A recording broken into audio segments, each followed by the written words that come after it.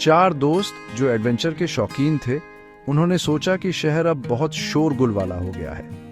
रवि, जो हमेशा लीडर था, उसने ट्रिप प्लान की। समीर, जो थोड़ा सावधान रहता था, उसने फर्स्ट एड किट पैक की। अनिल, जो कहानी सुनाने वाला था, अपनी भूतिया कहानियों की किताब लाया। और विक्रम, जिसे खाना बहुत पसंद था, वह खाने की जिम्मेदारी पर था। वे गहरी जंगल में कैंपिंग करना चाहते थे, कारों और लोगों की जानी पहचानी आवाजों से दूर। उनके चेहरे पर सूरज की गर्माहट थी जब उन्होंने अपनी ट्रैक शुरू की। हवा ताजी थी और उसमें नम मिट्टी और जंगली फूलों की खुशबू थी। उन्हें एक आजादी का एहसास हुआ जो उन्होंने बहुत लंबे समय से महसूस नहीं किया था। जंगल ने उन्हें बाहें फैलाकर गले लगाया। उनकी चुनी हुई जगह एक छोटी सी साफ जगह थी, एक शांत धारा के पास। पानी धीरे धीरे बह रहा था, एक शांत लोरी की तरह। उन्होंने मिलकर अपना टेंट लगाया, जंगल के हरे बैकग्राउंड के खिलाफ एक चमकीला पीला गुंबद। रवि ने आत्मविश्वास के साथ खूंटियों को जमीन में गाड़ दिया। समीर ने हर रस्सी और गांठ को चेक किया, ये सुनिश्चित करते हुए कि उनकी पनाह रात की अनिश्चितताओं से सुरक्षित थी।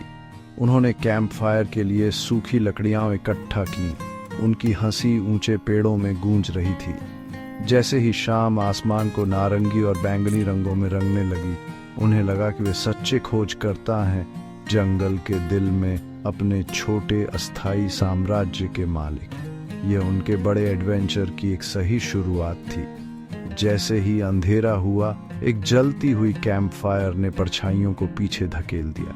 लपटें नाच रही थीं और उछल रही थीं। उनके उत्साहित चेहरों पर टिमटिमाती रोशनी डाल रही थी। विक्रम ने कुशलता से मार्शमैलो को तब तक भुना जब तक वे सुनहरे, भूरे और चिपचिपे नहीं हो गए। अनिल अपनी प्रकृति के अनुसार इन्हीं जंगलों में घूमने वाले एक भूत की डरावनी कहानी सुनाने लगा। उसकी आवाज धीमी और रहस्यमयी थी और दूसरे आग के करीब सिमट गए, डरते भी थे और रोमांचित भी। जंगल, जो दिन में इतना दोस्ताना था, अब अपनी सांस रोके हुए लग रहा था, उनके साथ कहानी सुन रहा था। पेड़ शांत, पुराने संतरी की तरह खड़े थे, जो इंसानों को अज्ञात रहस्यों की रखवाली कर रहे थे। उन्होंने रोटी और जैम का अपना साधारण रात का खाना खाया, लेकिन यह किसी भी दावत से ज्यादा स्वादिष्ट लगा। दिन की आवाजें, पक्षियों का चहकना और मधुमक्खियों का भिनभिनाना खत्म हो चुकी थीं। एक नया ऑर्केस्ट्रा उनकी जगह ले चुका था। झिंगुरों ने अपना रात का कोरस शुरू कर दिया और एक दूर का उल्लू एक अकेली डरावनी आवाज में हूंट कर रहा था। दोस्त अपने सपनों और अपने डर के बारे में बात कर रहे थे।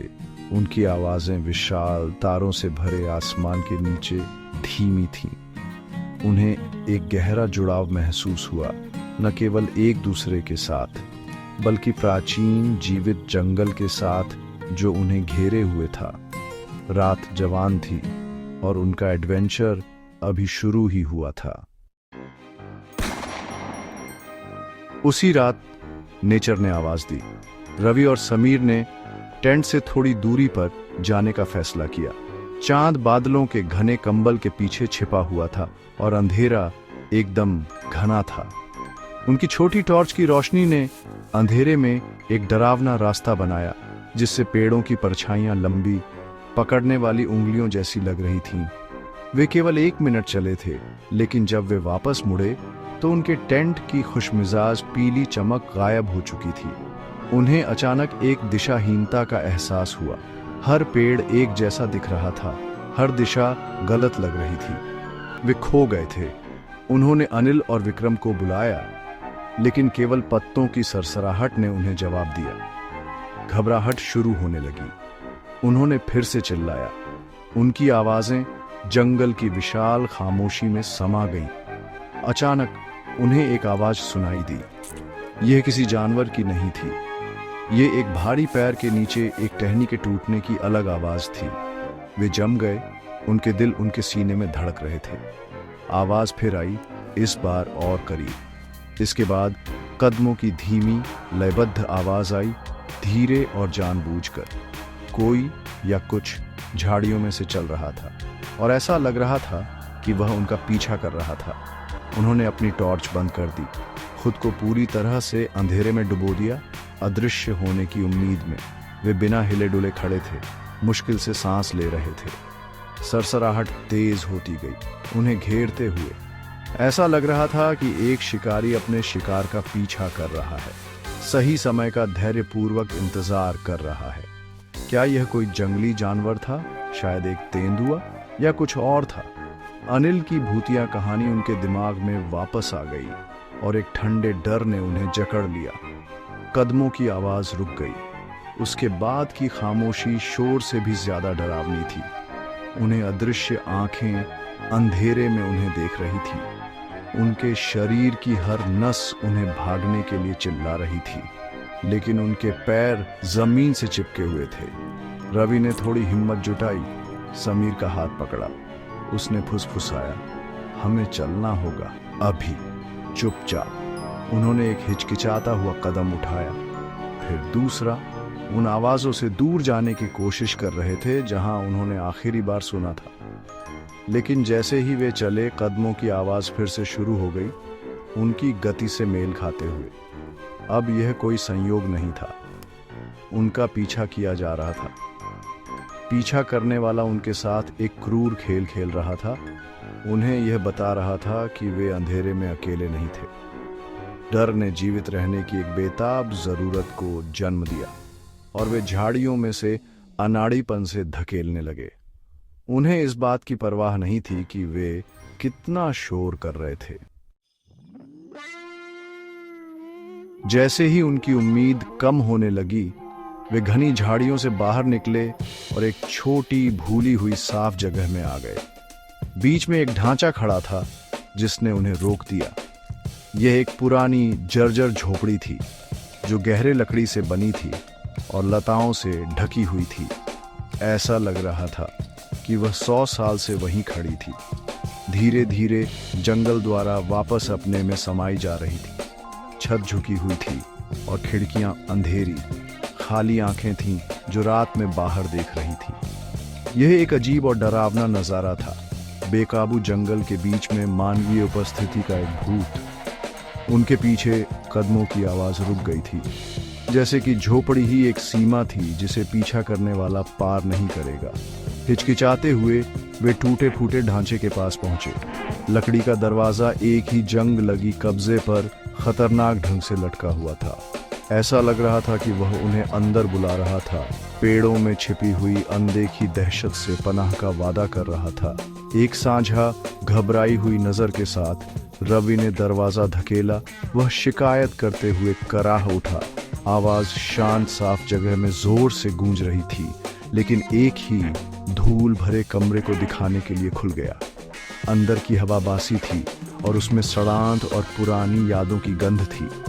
चांदनी अंत में बादलों से होकर चमकती हुई छत में एक छेद से अंदर आ रही थी। हर चीज को ढकी हुई धूल की एक मोटी परत को रोशन कर रही थी। ये साफ था कि यहाँ बहुत लंबे समय से कोई नहीं रहता था। वे अंदर चले गए। उनकी टॉर्च की रोशनी कमरे में नाच रही थी। छत से मकड़ी के जाले फटे हुए पर्दों की तरह लटक रहे थे। एक कोने में सड़े हुए बोरियों का ढेर पड़ा था और दूर की दीवार के खिलाफ एक साधारण लकड़ी की मेज और एक अकेली कुर्सी खड़ी थी, दोनों धूल से ढके हुए थे। यह एक विनम्र निवास था, एकांत की जगह। जैसे ही उन्होंने चारों ओर देखा, एक धातु की चमक ने समीर की नजर खींची।